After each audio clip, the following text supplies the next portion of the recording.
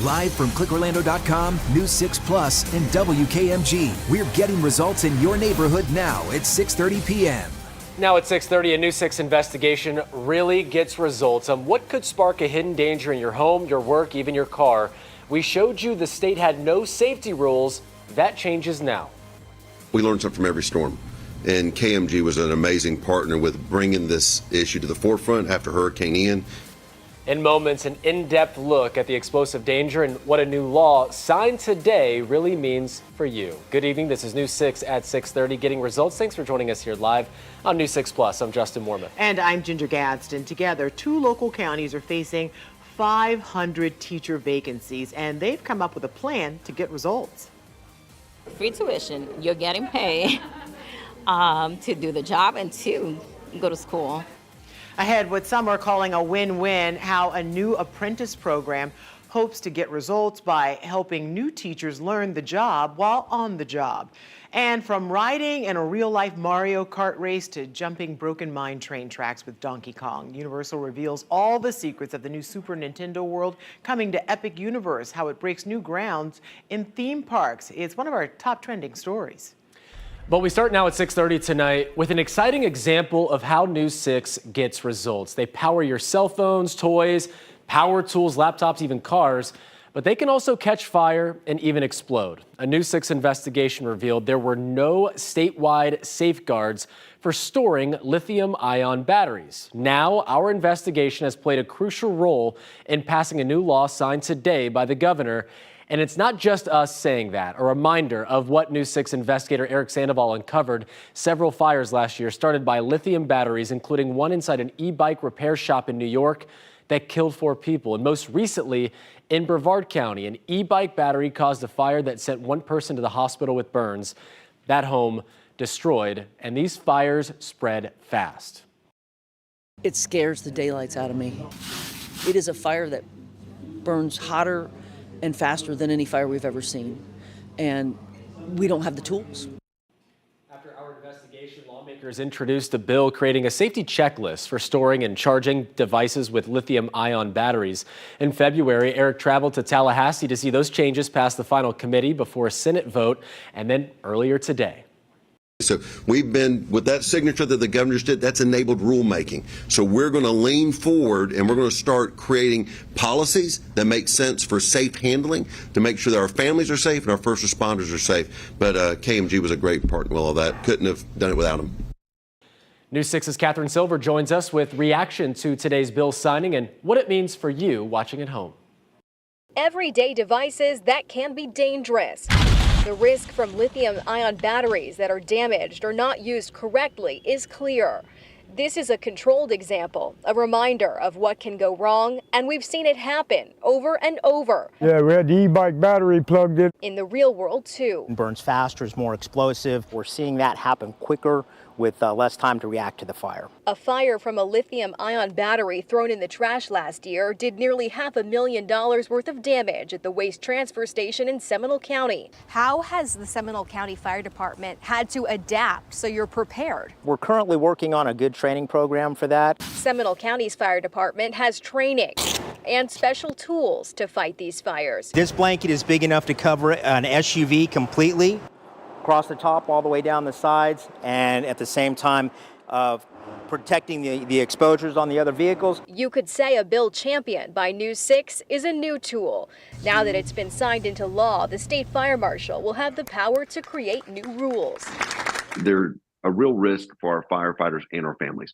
So we're going to bring everybody together, have one good, starting process of creating rules to make sure we have best practices in hand. Jimmy Petronas, Florida's chief financial officer, oversees the state fire marshal's office. I always think of the people at home who want to know, what does this mean for me and my daily life? I think when we look at lithium-ion batteries, not everybody necessarily looks at the label where they come from. A lot of times with the technology that we're getting right now, if it sounds too good to be true, it usually is. It makes a difference when these batteries are almost everywhere in everything. You have your power tool batteries here.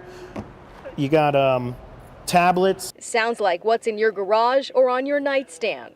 Fire officials have these safety suggestions so this doesn't happen in your home. Use only the approved charging devices. Don't plug the batteries into power strips, and don't leave the batteries unattended while you're charging them. And above all, even if you think there's no more problems with the batteries, call us and let the fire department figure that there's no hazards. All good advice, and those tips are important because it's not these devices themselves that are necessarily dangerous. It's when they're poorly manufactured or poorly used. Now, these are just some of the examples we're carrying around just in one car today. That also includes my cell phone. Of course, it is important to make sure that your batteries are certified. How do you know? Well, we have that answer and a link to a database for you on clickorlando.com. In Orlando, I'm Katherine Silver. Getting results, News 6. Doesn't it shock you that this wasn't already on the books? Well, and it's even more shocking that I didn't know how dangerous these batteries were until we started pointing it out. That's another thing. Yeah, that's another. crazy. That's why solutions journalism is so important and why we are committed to serving our community and listening to your concerns as well. That's for sure. Over the past few years, we have worked with lawmakers to pass several laws. So they include a law providing benefits to first responders with PTSD, new benefits for firefighters diagnosed with certain kinds of cancer, increasing penalties for street racing. And we can't forget our Driving Change initiative, which helped pass a law creating harsher penalties for texting and driving. Our work is not done yet, though. Right now, News 6 investigator Mike Holfeld is working with Congressman Darren Soto on a bill that would protect your reputation on social media. It's called the SHIELD Act. On Capitol Hill, Congressman Soto even talked about Mike's investigation. In Central Florida, we saw a young man, Alex Bouguet, who had his identity stolen online. Cost him a research position at a local hospital, jeopardized his matriculation at a local university. Congressman Soto tells us he is confident the bill will pass later this year. And this is why we're always talking about getting results. So open your camera app, scan the QR code, and click the link. It will take you to our results desk. Do you have something you want our investigators to look into? Let us know by clicking on the drop-down menu, select the News Tip selection, and fill out the form. We have new details and a renewed warning about the devastating effects of drugs. 2 Marion County parents are now charged in the death of their toddler. The sheriff's office says their detectives are speaking up for a little boy who can't do that anymore. Dalton Miller, just 15 months old when he was found dead March 1st. His father had just been given back custody weeks earlier. A medical examiner report found Dalton had methamphetamine, fentanyl, and xylazine, that is a type of horse tranquilizer, in his blood and liver, indicating he swallowed the drugs. In response, the sheriff's office released video of Daniel Miller and Kelly Starling being taken to jail. Detectives say Daniel had just been granted custody of Dalton on February 9th, as long as Kelly was not allowed back at the home. Dalton died 3 weeks later. Most toddlers this age enjoy having a story read to them, playing with toys, maybe even petting a puppy. But Dalton, however, came into this world, into a darker world. His environment was a dark world of illicit drug use. In fact, he was born with drugs already in his system and a strike against him. The sheriff's office says the child was initially taken from the parents at birth because of the drugs found in his system when he was born. Sheriff's office could not tell us what led the father to regain custody. We have reached out to DCF with that question. A group of local educators trying to end the teacher shortage. If a new program at Valencia College is a success, it could mean huge benefits and real results for our kids. News 6 reporter Laverne McGee has more.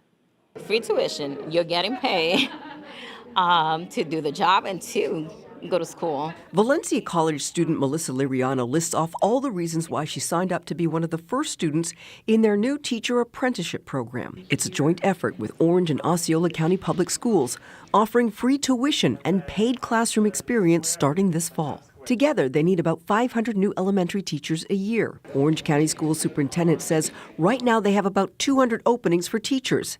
They'll pay the students based on salary ranges for substitute teachers that will come out of their current general budget. Even a number as small as 25 to begin is going to help us ensure that we have a certified teacher in every one of our classrooms. Students will be very attracted to the idea that they can find a job that's in their local community and that they can get full-time employment immediately after completing their associate degree. The first step in the process is getting admitted to Valencia College, the only only requirement is that you have your high school degree or your GED. It's a difficult job. I'm not going to make it sound like it's easy, but it is so rewarding. Melissa says she knows the concerns surrounding teacher shortages, such as low pay and overcrowded classrooms, but she wants to make a difference. In a year, by next year, I can already be earning my bachelor's degree and be in my classroom. So very exciting. Laverne McGee, Getting Results, News 6. And new data from the National Education Association shows that teacher pay in Florida dropped from 48th in the nation last year to 50th out of 51 states and the District of Columbia, Justin. The average salary here, $53,000. Yeah, only West Virginia lower. So if you'd like some more information, Valencia College will be having an open house about this new program on July 9th. All right, so what some of you are calling a real pet peeve behind the wheel is one of our top trending stories tonight on clickorlando.com. You have questions about the rules of the road. Trooper Steve has some answers. So today's viewer question comes from Scott M. So I think it is illegal to drive through a business parking lot to avoid a traffic light. I see it all the time.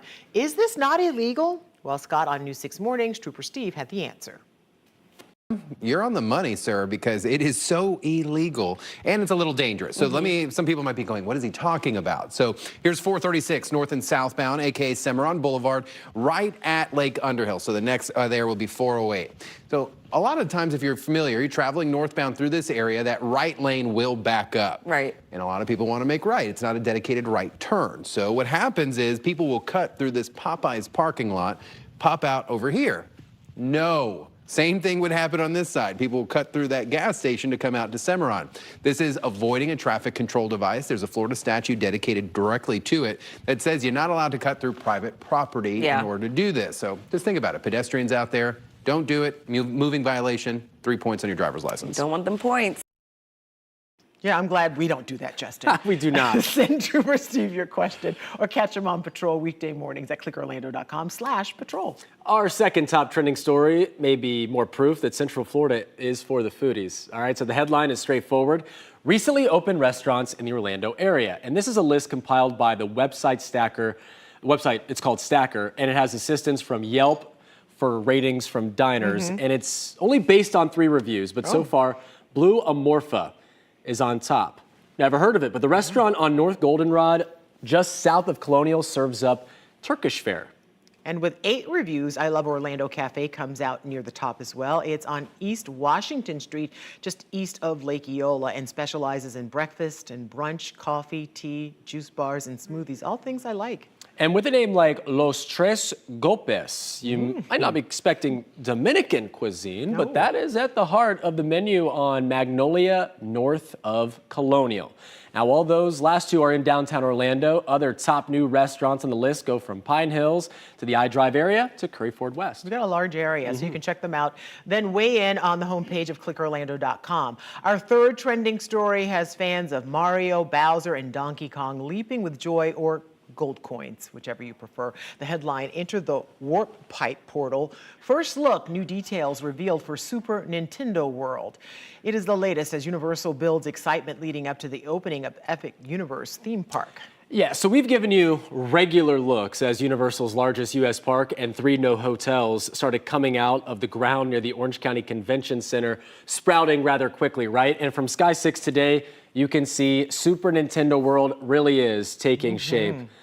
Looking like a theme park. So let's face it, what most of you want to know is, what will it be like to enter the world of the Japanese video game giant? You're in luck. Today, Universal released this animated fly-through of the new land. Yeah, you can enter through a warp pipe into the Mushroom Kingdom, meet Princess Peach, dine with Toadstool, ride on the back of a Yoshi, or ride a life-size Mario Kart ride. Universal has a smaller Nintendo World in Hollywood. The Florida version, though, includes a second land.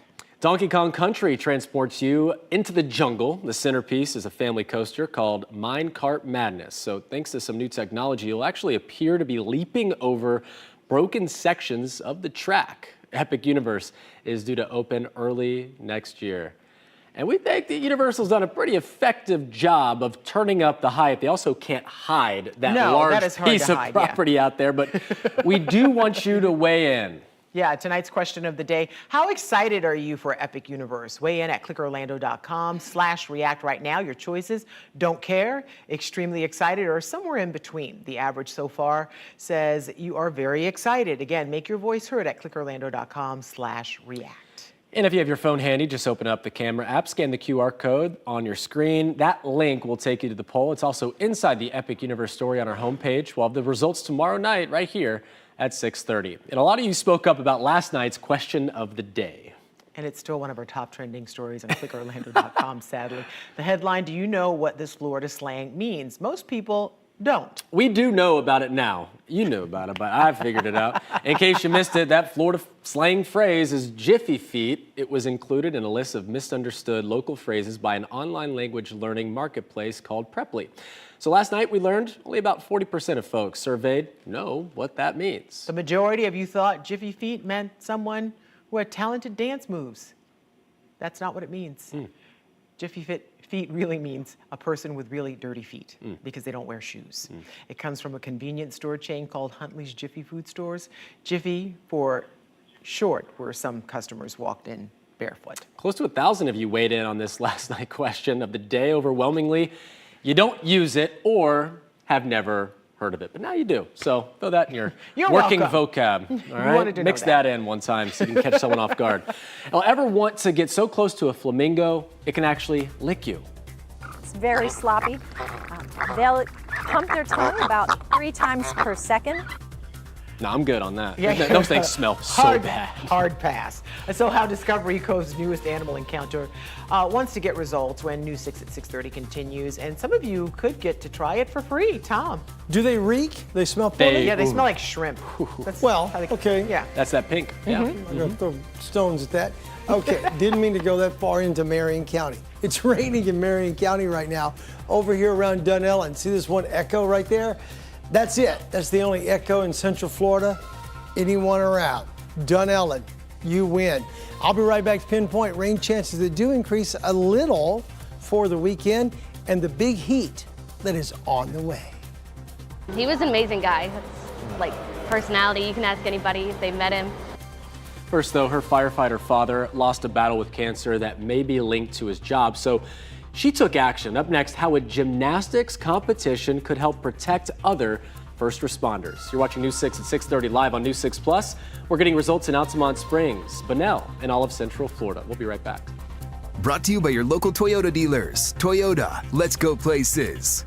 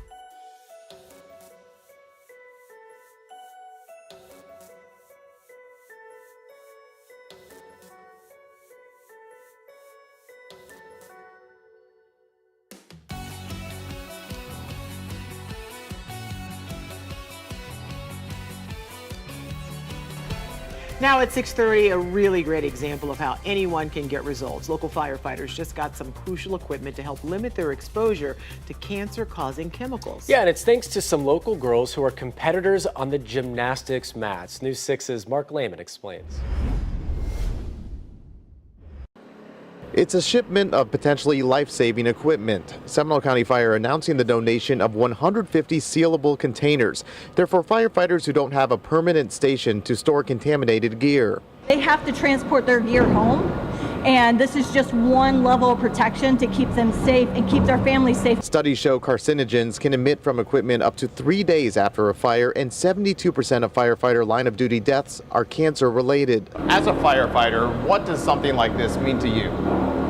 Well, for me personally, I love to see all this stuff kind of come together because I am a cancer survivor, two-time cancer survivor. These containers are vital because they reduce what's called off-gassing in vehicles. The bins keep everything sealed up, airtight inside, protecting firefighters and their families as they travel and store their gear.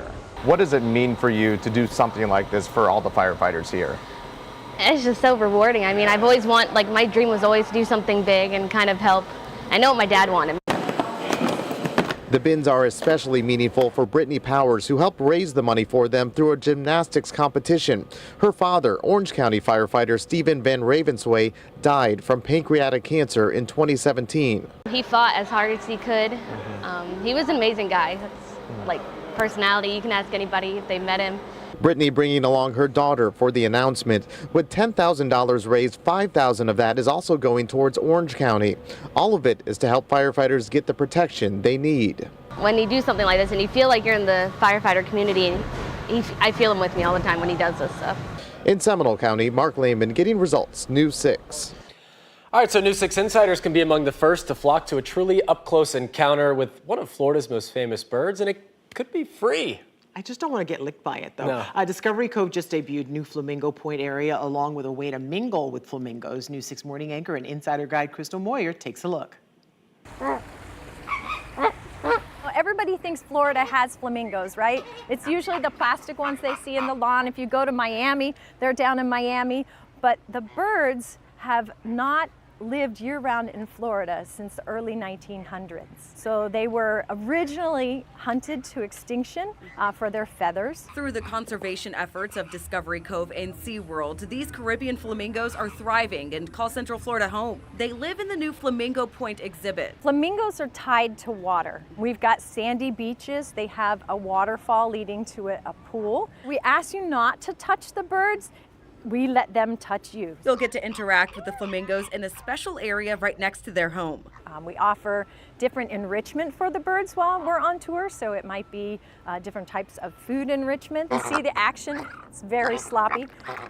They'll pump their tongue about 3 times per second to move and filter that water in their mouth and out of their mouth. 5% of all Flamingo Mingle purchases go to Audubon Florida, a nonprofit that rehabs injured birds and supports conservation and restoration projects for their habitats in the wild. Why do you think it's important for people to have these type of face-to-face experiences with animals like the flamingos? It's through those connections that you can teach guests to love and understand something, and then by rights protect that. So it's giving the guests more knowledge than they could get from pages in a book. I posted more information on the Flamingo Mingle experience on clickorlando.com/insider. And while you're there, we are giving away a family 4-pack of tickets to Discovery Cove, all inclusive. You can get breakfast, lunch, swim with the dolphins, and we had to throw in the Flamingo Mingle experience. You can enter daily for more chances to win. Again, that's clickorlando.com/insider. In Orlando, Crystal Moyer getting results, News 6. The Flamingo Mingle. You want to mingle with some flamingos? No, not that way. I mean, they're so cute, though. They're fun to look at. Yeah, they're really interesting. are. They're doing all They're quirky stuff. Yeah. Well, SpaceX halfway to a double launch day.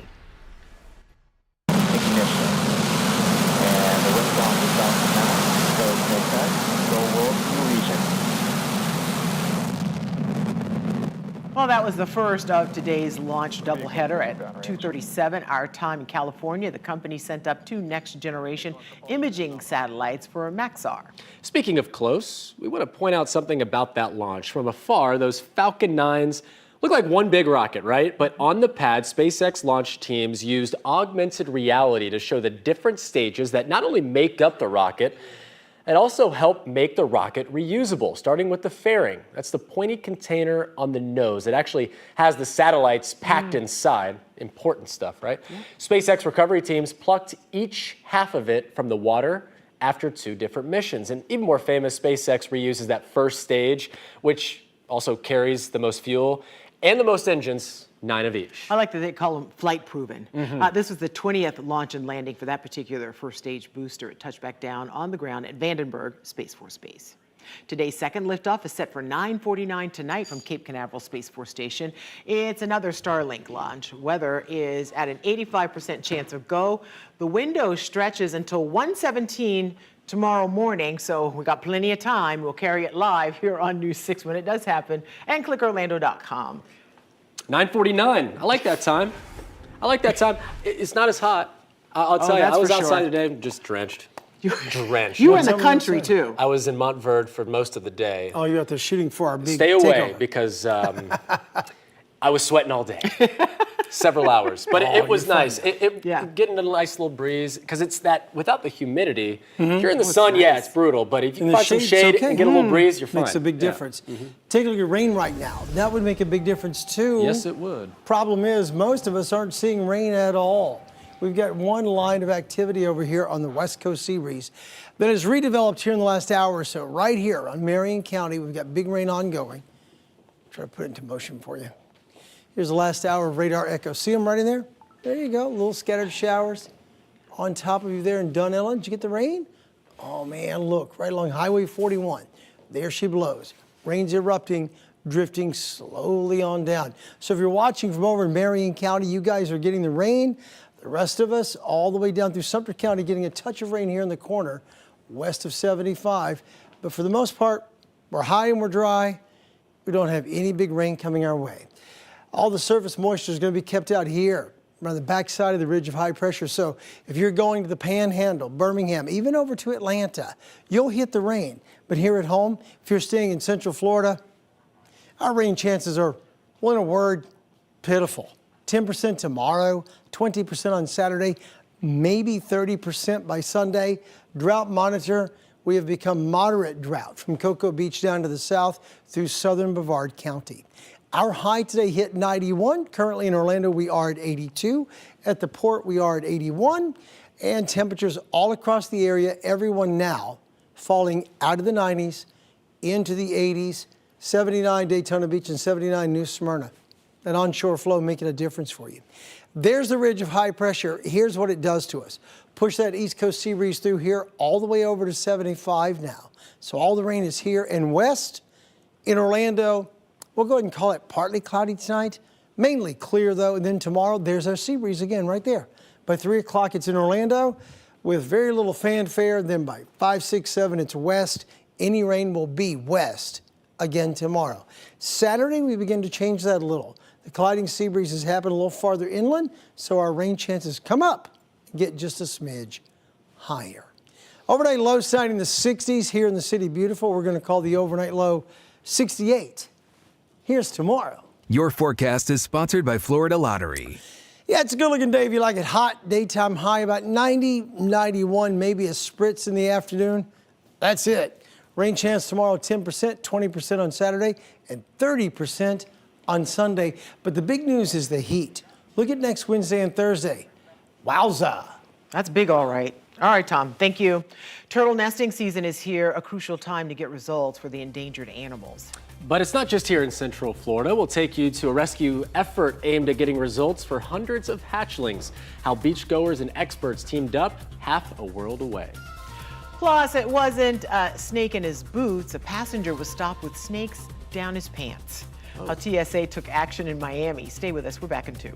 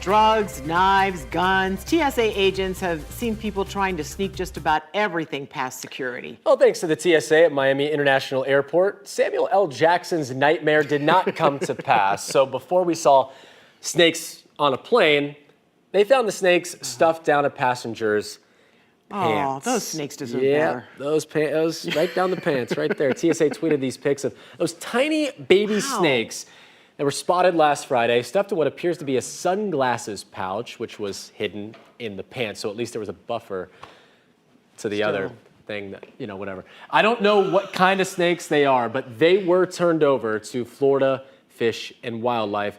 I don't know how someone can do that. I know. We're not snake. We know they serve a purpose, so don't yell at us. Yes. Don't. I'm not going to kill them. I don't have to like them, though. I just don't want them near me. A South African aquarium is dealing with an influx of baby sea turtles. I like these way more. They are in need of care. More than 500 of them washed ashore following a powerful storm, and they were rescued by people who were just out on the beach. Many of them are now being rehabilitated at the Turtle Conservation Center in Cape Town. They've been tagged and placed in tanks, and some of the endangered loggerheads had already ingested pollution, though, floating in the ocean. These little turtles have only been alive for a few months. Their guts is 0.3 centimeters wide. It's really small.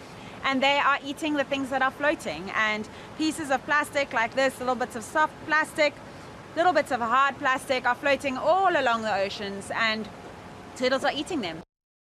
The baby turtles will call the aquarium home until they're healthy enough to go back into the ocean. A reminder for us, turtle nesting season is now in effect, so make sure you aren't pointing any lights or have any unnecessary lights out on the beach. Oh.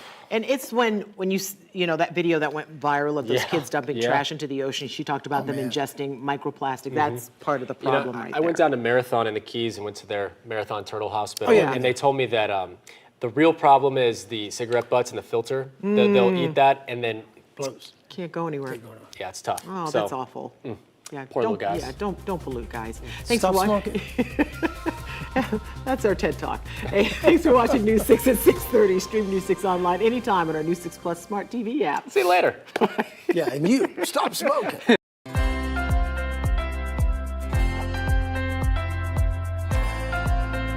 We are at the downtown campus for Orlando Health, and we are honored to be joined by Dr. Arnaldo Valz today, who is a vascular neurologist here. Welcome, Dr. Valz. Thanks so much for being here. Thank you for having me. A lot of your patients are coming through the ER, and they don't know what's going on. And while we've heard a lot about the signs and symptoms of stroke in the last few years, they're different in every single person. What should we really be looking for? Yeah, so we have an acronym for that. It's called BFAST. B stands for balance or incoordination. E is for eyes, so visual loss or double vision. F stands for face, asymmetry of the face or facial drooping. A, it's arm weakness or legs. S would be speech, so inability to speak or slurred speech. T is for time, which is the most important aspect of stroke care, because about 2 million brain cells will die every minute in patients that are having a stroke. What kind of time are we talking about? Minutes, obviously, but do we have hours? I mean, if we're not near a hospital, do we have days? The sooner the better. We do have a medication, the clot busting medication that we give stroke patients, but we have a time window for that medication, and it's 4.5 hours from the symptom of the symptom onset. We also have the capability to go in with a catheter to the brain and get the clot out. And that has a time window of about 24 hours. The symptoms that we talked about in BFAST, I mean, those are kind of easy to see. But other people experience symptoms that we don't think about when we're thinking about stroke. What are some of the additional symptoms that people can have? The most common symptom that we see, it's dizziness that comes out of nowhere and it stays. The other thing is the worst headache of their lives. Also seizures in older population out of nowhere as well. What are some of the most important things we can do to reduce our stroke risk? Yeah, most importantly, you have to know your risks, right? Do you have high blood pressure? Do you have high cholesterol? Do you have diabetes? And if so, make sure that you control those risk factors. Also, limit alcohol intake, as well as avoid smoking. Exercise at least 20 minutes per day, and then a healthy diet, high in whole foods, low in fats, and things like that. What kind of outcomes are you seeing now versus even a few years ago? We're seeing many more patients going home rather than going to a nursing home or a rehab facility. In so many cases, they can go back to having a perfectly normal life. Completely normal lives, yeah. Yeah, okay. It's another reason to choose well with Orlando Health. For more information, visit orlandohealth.com/stroke.